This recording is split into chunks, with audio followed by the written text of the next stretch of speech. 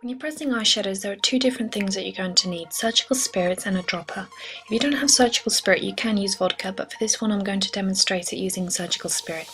Now, if it's just a slight break, you don't need to break it up and repress it. All you have to do is just press it back into place very gently, and then once making sure that your fingers are clean, you want to take the dropper, take a little bit of the surgical spirit, and then drop it all around where it's cracked.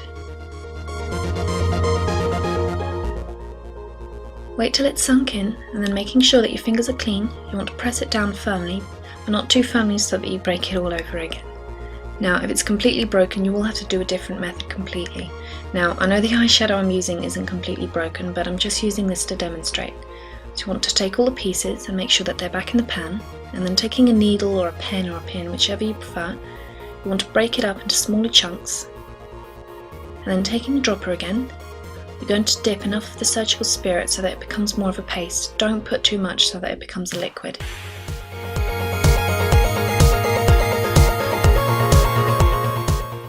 Once you've found something which is the shape of the pan, you want to take something like a cotton pad, a tissue, or even a muslin cloth.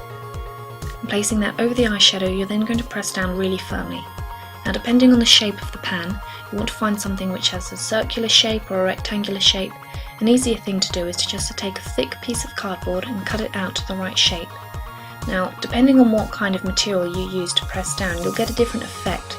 For example, with a muslin cloth like this, you'll get quite a rough effect, so it won't look the most neat thing. If you want something a little bit neater, like how the original eyeshadow is pressed, you're going to need something like a tissue instead. One thing you should avoid doing, especially if you have a larger product like a blush or a powder foundation, is taking it out of the pan completely, mixing it and then putting it back.